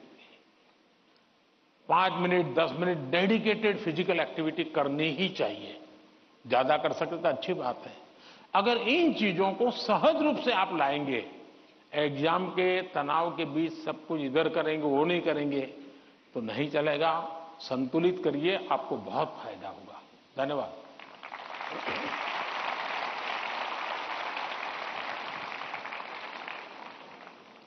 पीएम सर, आपने एग्जाम वॉरियर में भी हमें यही संदेश दिया है, जितना खेलोगे उतना खिलोगे। Thank you PM sir. Rabindranath Tagore Vande Mataram की अमर भूमि, समृद्ध कला कौशल से भरपूर राज्य बंगाल के नॉर्थ 24 परगना स्थित केंद्रीय विद्यालय की छात्रा मधुमिता मल्लिक हमसे वर्चुअल माध्यम से प्रश्न पूछना चाहती है। मधुमिता, कृपया अपना प्रश्न पूछिए। माननीय प्रधानमंत्री महोदय, नमस्कार। मेरा नाम मधुमिता मल्लिक है। मैं पीएम श्री केंद्रीय विद्यालय बैरकपुर थलसेना कोलकाता संभाग की 11वीं विज्ञान की छात्रा हूँ। मेरा आपसे यह प्रश्न है, आप उन छात्रों को क्या सलाह देना चाहेंगे जो अपने करियर के बारे में अनिश्चित है या किसी विशेष करियर या पेशे को चुनने के बारे में दबाव महसूस करते हैं? कृपया इस विषय पर मुझे मार्गदर्शन करें। धन्यवाद महोदय। धन्यवाद मधुमिता। पीएम सर, भगवान कृष्ण की उपदेश भूमि, वीर बहादुर खिलाड़ियों के प्रदेश हरियाणा पानीपत के द मिलेनियम स्कूल की छात्रा अदिति तनवर ऑनलाइन माध्यम से जुड़ी हुई है और आपसे मार्गदर्शन चाहती है। अदिति, कृपया अपना प्रश्न पूछिए। माननीय प्रधानमंत्री जी, नमस्कार। मेरा नाम अदिति तनवर है और मैं the millennium school Panipat Haryana की कक्षा 11वीं की छात्रा हूँ। मेरा आपसे प्रश्न यह है कि मैंने ह्यूमैनिटीज को अपने विषय के रूप में चुना है और लोग रोज मुझ पर ताने कसते हैं। मुझे यह विषय पसंद है, इसलिए मैंने इसे चुना है, पर कभी कभी तानों को संभालना मुश्किल हो जाता है। इन्हें कैसे संभालें और कैसे नजरअंदाज करें, मैं इसमें आपसे मार्गदर्शन चाहती हूँ। धन्यवाद श्रीमान। नमस्कार। Thank you Aditi. मधुमिता और अदिति तथा इन जैसे कुछ विद्यार्थी जीवन में करियर के चयन में दबाव अनुभव करते हैं। सर, एक विशेष करियर या स्ट्रीम चुनने की मानसिकता के दबाव की समस्या का कैसे समाधान करें? मुझे नहीं लगता है कि आप स्वयं कंफ्यूज हैं, आप स्वयं उलझन में हैं, ऐसा मुझे नहीं लगता है। हकीकत यह है कि आपको अपने पर भरोसा नहीं है, आपका अपने सोचने के संबंध में दुविधा है और इसलिए आप 50 लोगों को पूछते रहते हैं, क्या लगता है ये करूं तो, क्या लगेगा ये करूं तो।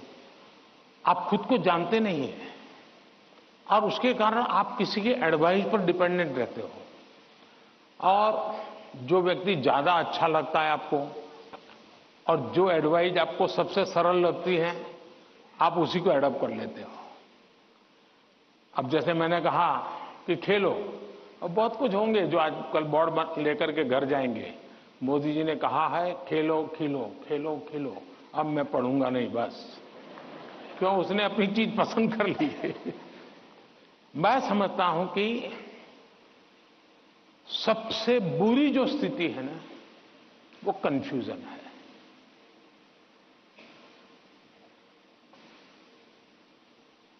अनिर्णायकता है। अनिर्णायकता आपने देखा होगा, पुराने जमाने में ऐसी कथा चलती थी, कोई गाड़ी लेकर के जा रहा था और कुत्ता तय नहीं कर पाया, इधर जाओ उधर जाओ, और आखिरकार वो नीचे आ गया। यही होता है, अगर उसको पता है कि मैं उधर चला जाऊं तो हो सकता है कि वो ड्राइवर भी उसको बचा ले, लेकिन इधर गया इधर गया इधर गया तो ड्राइवर कितना ही एक्सपर्ट होगा नहीं बचा पाएगा। हमें अनिश्चितता से भी बचना चाहिए, अनिर्णायकता से बचना चाहिए और निर्णय करने से पहले सारी चीजें हमने उसको जितने तराजू पर तोल सकते हैं तोलना चाहिए। दूसरा, कभी कभी कुछ लोगों को लगता है कि फलानी चीज वैसी है, ठीक नहीं चीज। अब मुझे बताइए, स्वच्छता का विषय अगर प्रधानमंत्री के रूप में देखें तो बहुत मामूली विषय है कि नहीं है? बहुत मामूली विषय है कि नहीं है? कोई भी कहेगा यार पीएम को इतने सारे काम है, ये स्वच्छता स्वच्छता करता रहता है।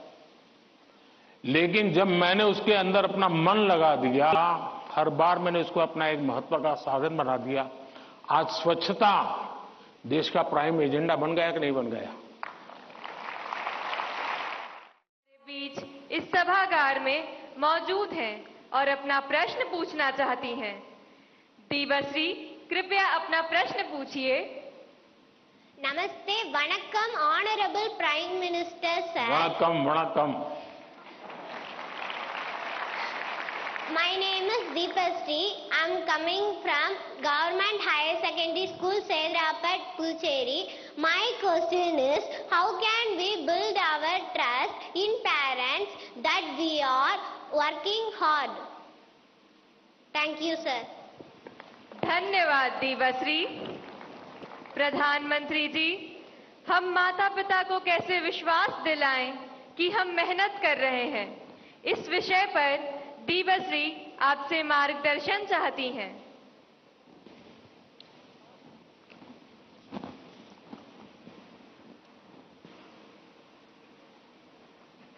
आपने सवाल पूछा है, लेकिन सवाल के पीछे दूसरा सवाल है आपके मन में, जो आप पूछ नहीं रही है। दूसरा सवाल यह है कि पूरे परिवार में मिसट्रस्ट है, ट्रस्ट डेफिसिट है, और ये यानी आपकी बहुत अच्छी परिस्थिति को आपने पकड़ा है। आपने उसको प्रस्तुत तो ऐसे किया घर में कोई नाराज न हो जाए, लेकिन ये सोचने का विषय है टीचर के लिए भी और पेरेंट्स के लिए भी, कि ऐसा क्या कारण है कि हम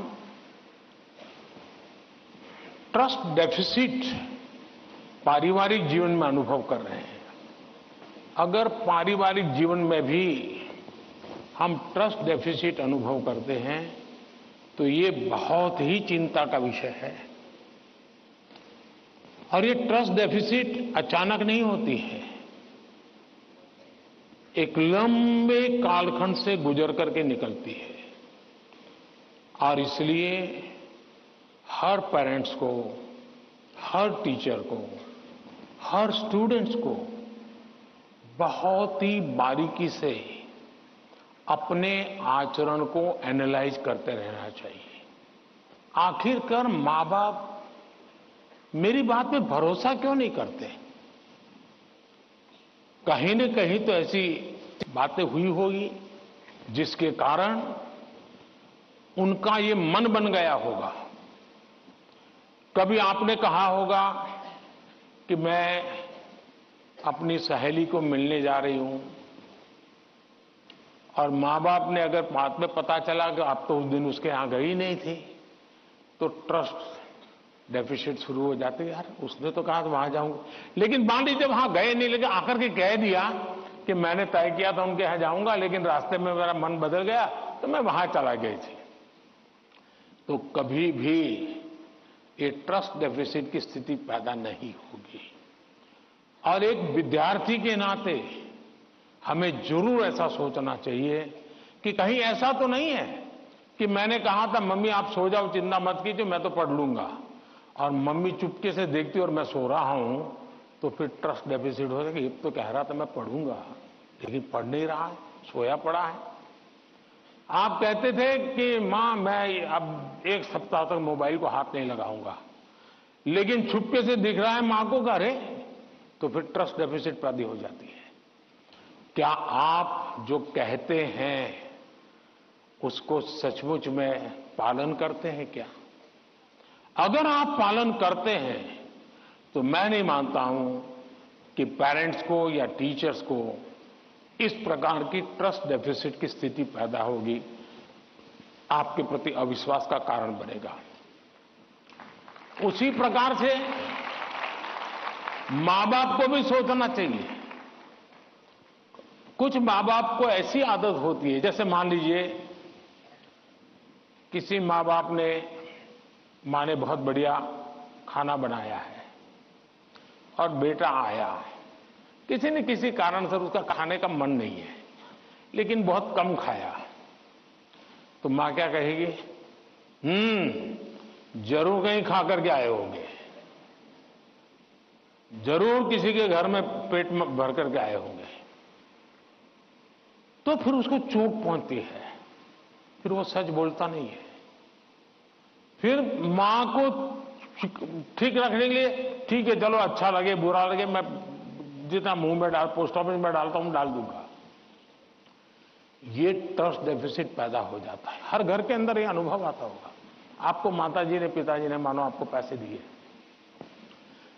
और आपको कहा 1 महीने का तुम्हारा ये 100 रुपया तुम्हें देते हैं पॉकेट का, और फिर हर तीसरे दिन पूछते हैं वो 100 रुपये का कह दिया।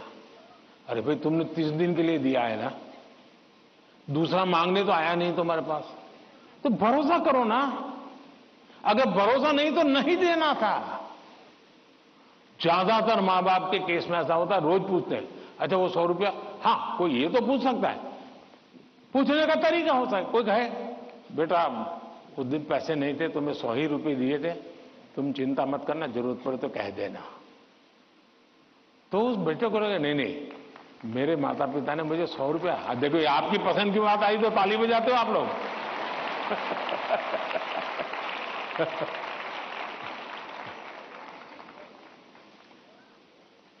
अगर वही सवाल ये पूछते 100 का क्या किया, इसके बजाय कह दे तो बेटा कहेगा ना मां बिल्कुल नहीं मेरे पास पैसे हैं सफिशिएंट है। यानी हमारा एक दूसरे के बीच बात करने का तरीका कैसा है, ये चीजें सामान्य जीवन में जो अनुभव आती हैं वो फिर धीरे धीरे धीरे एजुकेशन सिस्टम के साथ रोजमर्रा की हमारी अपेक्षाएं होती है उसके टकराव में कन्वर्ट हो जाती है।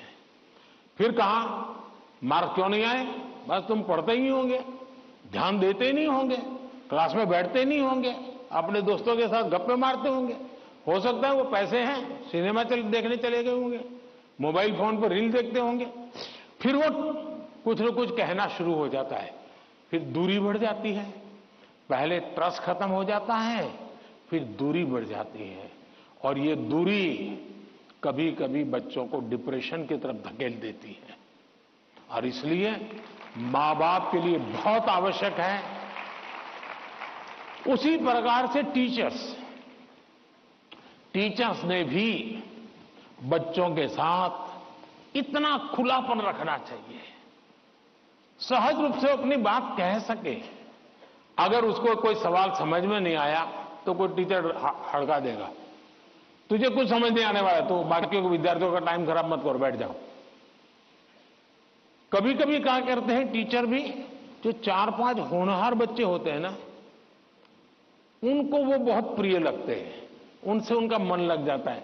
बाकी क्लास में 20 बच्चे हैं 30 बच्चे हैं, वो जाने उनका नसीब जाने, ये 2-4 में अपना मन लगा देते हैं, सब चीजें वाहवाही उन्हीं की करते रहते हैं, वही रिजल्ट देकर गए। अब आप उसको कितना आगे ले जा पाते हो तो अलग बात है, लेकिन बाकी जो है वहां से नीचे गिरा देते हैं। और इसलिए कृपा करके आपके लिए सभी स्टूडेंट समान होने चाहिए, सबके साथ इक्वली। हाँ जो तेज होगा वो अपने आप में से जो अमृत है वो ले लेगा, लेकिन जिसको सबसे ज्यादा जरूरत है उसके प्रति अगर आप सिंपैथेटिक, और उसमें भी मैं मानता हूं उसके गुणों की तारीफ कीजिए। कभी एक बच्चा बिल्कुल वीक है पढ़ने में लेकिन उसके हैंडराइटिंग अच्छे है तो उसके सीट पे जाकर के अरे यार क्या बढ़िया लिखते हो तुम, कितने हैंडराइटिंग तुम्हारे अच्छे हैं, क्या स्मार्टनेस है तुम्हारी।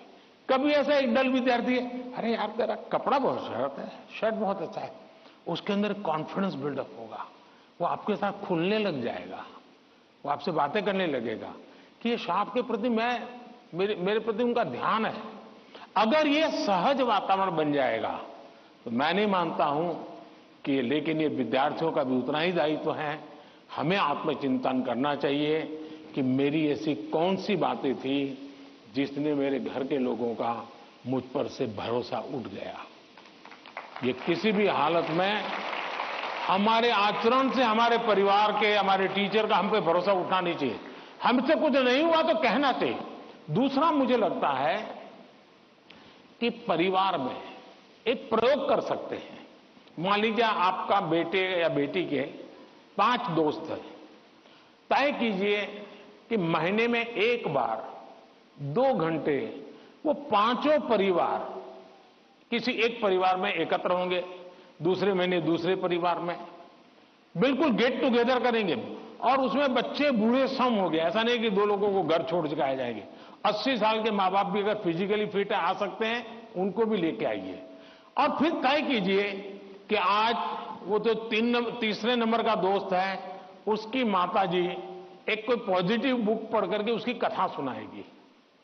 अगले बार तय किए जो 4 नंबर का दोस्त है, उसके पिताजी एक कोई पॉजिटिव मूवी देखा होगा तो उसकी कथा सुनाएंगे। जब भी आप 1 घंटे का गेट टुगेदर करें, सिर्फ और सिर्फ उदाहरणों के साथ, किसी रेफरेंस के साथ पॉजिटिव चीजों की चर्चा करें, वहां के किसी के रेफरेंस से नहीं। आप देख लेना, धीरे धीरे वो पॉजिटिविटी पर्कुलेट होगी और यही पॉजिटिविटी सिर्फ आपके बच्चों के प्रति नहीं, अंदर अंदर भी ऐसा ट्रस्ट का वातावरण बना देगी कि आप सब एक इकाई बन जाएंगे, एक दूसरे के मददगार बन जाएंगे। और मैं मानता हूं ऐसे कुछ प्रयोग करते रहना चाहिए। धन्यवाद।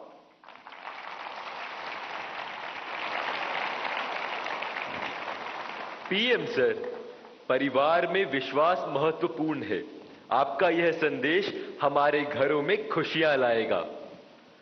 धन्यवाद पीएम सर। छत्रपति शिवाजी महाराज और समाज सुधारक महात्मा ज्योतिबा फूले की जन्मस्थली महाराष्ट्र की पुण्य नगरी पुणे से एक अभिभावक श्री चंद्रेश जैन जी इस कार्यक्रम से ऑनलाइन जुड़ रहे हैं और प्रधानमंत्री जी आपसे प्रश्न पूछना चाहते हैं। चंद्रेश जी, कृपया अपना प्रश्न पूछिए। माननीय प्रधानमंत्री जी, आपको मेरा सादर प्रणाम। मेरा नाम चंद्रेश जैन है, मैं एक अभिभावक हूँ। मेरा आपसे एक प्रश्न है, क्या आपको नहीं लगता है आजकल के बच्चों ने अपने दिमाग का इस्तेमाल करना बंद कर दिया है? वे तकनीक पे अधिक निर्भर रहने लगे हैं क्योंकि सब कुछ उंगलियों पे उपलब्ध है। कोई इस युवा पीढ़ी को कैसे जागरूक कर सकता है कि वे प्रौद्योगिकी के स्वामी बनने चाहिए, उसका गुलाम नहीं? कृपया मार्गदर्शन कीजिए। धन्यवाद।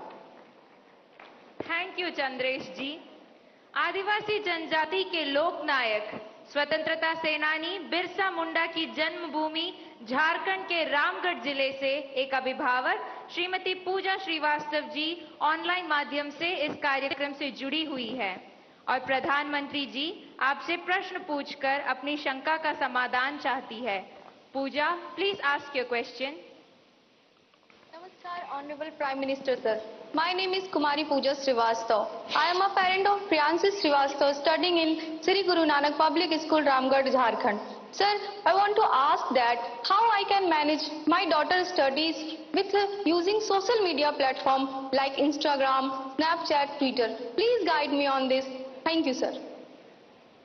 Thank you ma'am. Himachal Pradesh Shivalik पहाड़ियों की तलहटी में स्थित हमीरपुर जिले के TRDAV स्कूल कांगू के एक छात्र अभिनव राणा ऑनलाइन माध्यम से जुड़ रहे हैं और प्रधानमंत्री जी आपसे एक प्रश्न पूछना चाहते हैं। अभिनव, कृपया अपना प्रश्न पूछिए। Honorable Prime Minister Sir, Namaskar. My name is Abhinav Rana. I am a student of TRDAV Public Senior Secondary School, Kangu District, Hamirpur, Himachal Pradesh.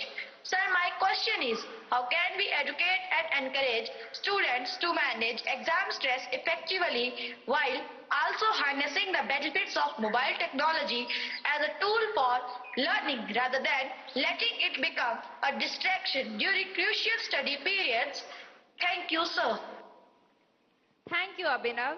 प्रधानमंत्री जी, चंद्रेश जैन, पूजा और अभिनव जैसे अनेक लोग जीवन में सोशल मीडिया और टेक्नोलॉजी के बढ़ते दबाव की स्थिति से परेशान हैं। वे सभी तकनीक पर निर्भरता एवं इसके अधिक प्रयोग से होने वाली दुष्प्रभाव से कैसे बचें?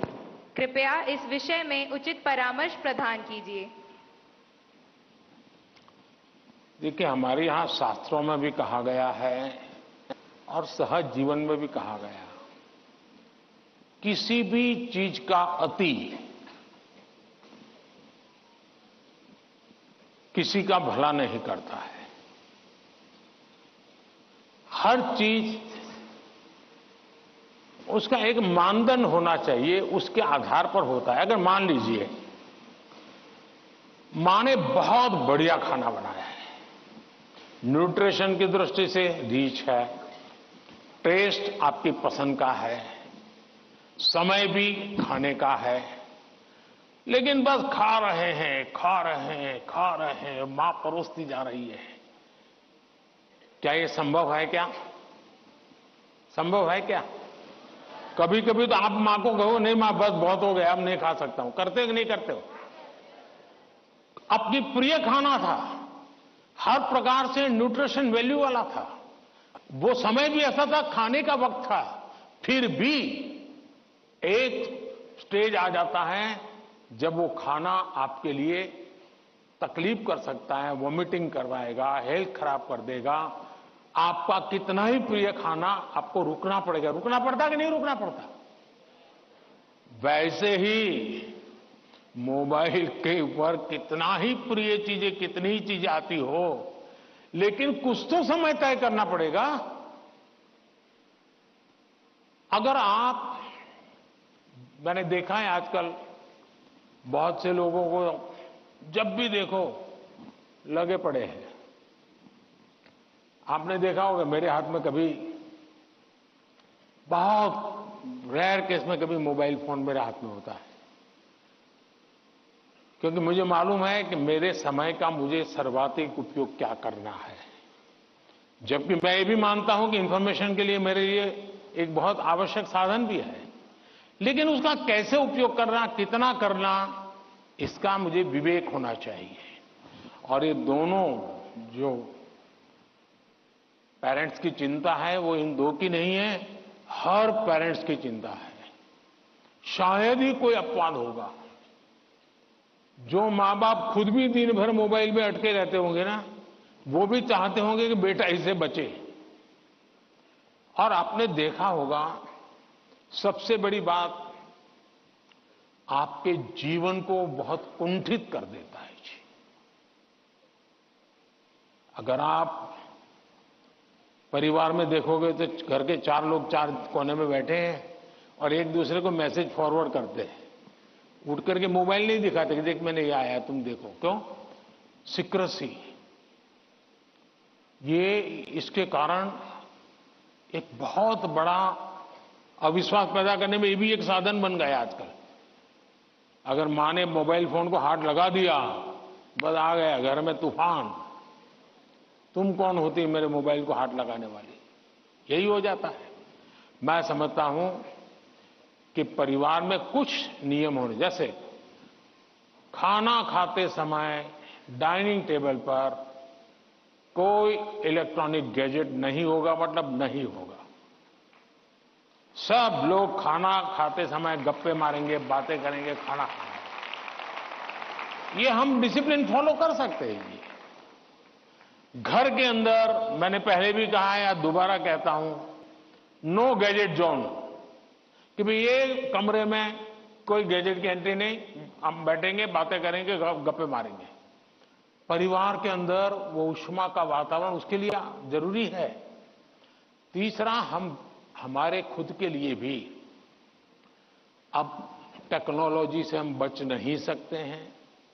टेक्नोलॉजी को बोझ नहीं मानना चाहिए, टेक्नोलॉजी से दूर भागना नहीं चाहिए, लेकिन उसका सही उपयोग सीखना उतना ही अनिवार्य है।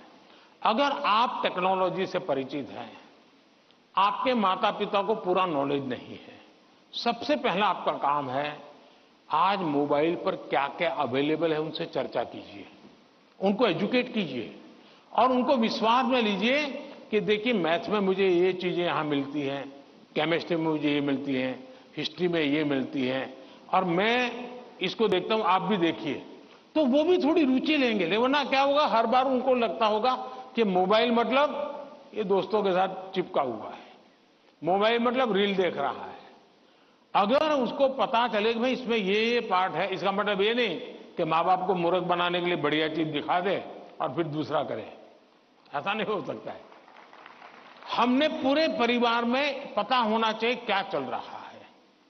हमारे मोबाइल फोन का लॉक करने का जो नंबर होता है वो परिवार के सबको अगर पता हो तो क्या नुकसान होगा? परिवार के हर सदस्य को हर एक मोबाइल का अगर इतनी ट्रांसपेरेंसी आ जाए, आप काफी बुराइयों से बच जाएंगे, काफी बुराइयों से बच जाएंगे। कि भाई हर किसी को हर एक भले मोबाइल अलग होगा, लेकिन उसका जो कोड वर्ड है उसको मालूम है, तो ये भला हो जाएगा। दूसरा, आप भी अपना स्क्रीन टाइम को मॉनिटर करने वाले जो एप्स होते हैं उसको डाउनलोड करके रखिए। वो बताएगा कि भाई आपका स्क्रीन टाइम आज इतना हो गया, आपने यहाँ इतना टाइम गंवाया है, आपने इतना टाइम, वो आप स्क्रीन पर ही आपको मैसेज देता है, वो आपको अलर्ट देता है। जितने ज्यादा ऐसे अलर्ट के टूल्स हैं, हमने अपने गैजेट्स के साथ जोड़ के रखना चाहिए ताकि हमें भी पता चले, हाँ यार ज्यादा हो गया, अब मुझे रुकना चाहिए। कम से कम वो हमें अलर्ट करता है। एट द सेम टाइम उसकी पॉजिटिव उपयोग कैसे कर सकते हैं? अगर मान लीजिए मैं कुछ लिख रहा हूं, लेकिन मुझे एक अच्छा शब्द मिल नहीं रहा है, तो मैं डिक्शनरी की मुझे जरूरत है, मैं डिजिटल व्यवस्था का उपयोग करके उसका लाभ ले सकता हूं। मान लीजिए कि मैं कर रहा हूं और मुझे कोई अरिथमेटिक का सूत्र ध्यान नहीं आता है, चलिए मैंने डिजिटल चीज का सपोर्ट सिस्टम ले लिया, पूछ लिया उसको, क्या हुआ, फायदा होगा। लेकिन अगर मैं जानता ही नहीं हूं कि मेरे मोबाइल में क्या ताकत है, तो मैं क्या उपयोग करूंगा? और इसलिए मुझे तो लगता है कि कभी कभी क्लासरूम में भी मोबाइल के पॉजिटिव पहलू क्या क्या है, पॉजिटिवली उपयोग आने वाली कौन सी चीजें हैं, कभी 10-15 मिनट क्लासरूम में चर्चा करनी चाहिए। कोई स्टूडेंट अपने अनुभव बताएगा कि मैंने उस वेबसाइट को देखा, हमारे स्टूडेंट्स के लिए अच्छी वेबसाइट है, मैंने उस वेबसाइट को देखा, फलाने सब्जेक्ट के लिए वहां अच्छी लर्निंग मिलती है, अच्छे लेसन्स मिलते हैं।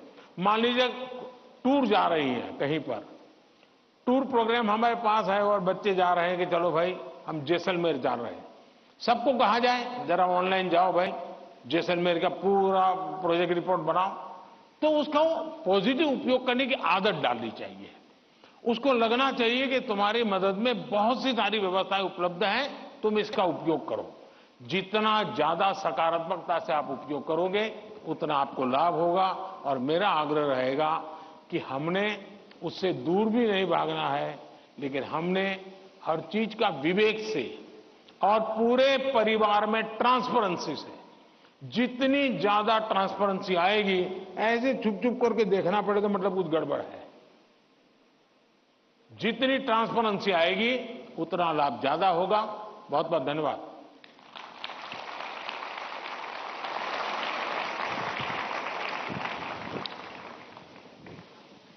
पीएम सर, सफलता के लिए जीवन में संतुलन बहुत महत्वपूर्ण है। यह मंत्र हमें सही राह पर अग्रसर करेगा। धन्यवाद। महाकवि सुब्रमण्यम भारती की जन्मभूमि तमिलनाडु की राजधानी चेन्नई के मॉडर्न सीनियर सेकेंडरी स्कूल के छात्र एम वागेश ऑनलाइन माध्यम से जुड़े हैं और प्रधानमंत्री जी आपसे प्रश्न पूछना चाहते हैं। M Vagesh, please ask your question. Honorable Prime Minister Sir, Namaste. My name is M. Vagesh. I am student of Modern Senior Secondary School, Nanganallur, Chennai. My question is, how do you handle stress and pressure in that super strong position as a Prime Minister? What is your key factor of controlling stress? Thank you. आप भी बनना चाहते हैं क्या? तैयारी कर रहे हो क्या? धन्यवाद एम वागेश। आज की इस परिचर्चा का अंतिम प्रश्न देवभूमि उत्तराखंड, जो अपनी प्राकृतिक सुषमा के लिए प्रसिद्ध है, उधम सिंह नगर स्थित डायनेस्टी मॉडर्न गुरुकुल एकेडमी की छात्रा स्नेहा त्यागी ऑनलाइन माध्यम से जुड़ी हैं और प्रधानमंत्री जी से प्रश्न पूछना चाहती हैं। स्नेहा, कृपया अपना प्रश्न पूछिए। दिव्य है, अतुल्य है, अदम्य साहस का परिचय है आप, युगों युगों के निर्माता, अद्भुत भारत का भविष्य है आप। देवभूमि उत्तराखंड से आदरणीय प्रधानमंत्री मोदी जी को मेरा चरण स्पर्श प्रणाम। मेरा नाम स्नेहा त्यागी है। मैं डायनेस्टी मॉडर्न गुरुकुल अकादमी सिंकी फार्म खटीमा उधम सिंह नगर की कक्षा 7 की छात्रा हूँ। आदरणीय प्रधानमंत्री जी से मेरा प्रश्न है कि हम आपकी तरह सकारात्मक कैसे हो सकते हैं। धन्यवाद श्रीमान। थैंक्स नेहा। प्रधानमंत्री जी, आप अपने बिजी लाइफ में प्रेशर को कैसे हैंडल करते हैं और इतना प्रेशर होने पर भी हमेशा सकारात्मक कैसे रह पाते हैं? आप यह सब कैसे कर पाते हैं? कृपया अपनी सकारात्मक ऊर्जा का रहस्य हमसे साझा करें। प्रधानमंत्री जी।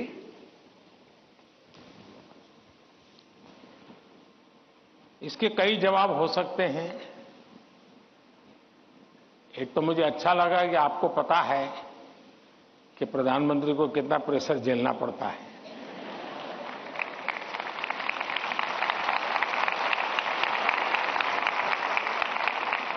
वरना आपको तो लगता होगा हवाई जहाज है, हेलीकॉप्टर है, उनको क्या है, यहां से यहां जाना है, यही करना है। लेकिन आपको पता है कि भांति भांति ये सुबह शाम,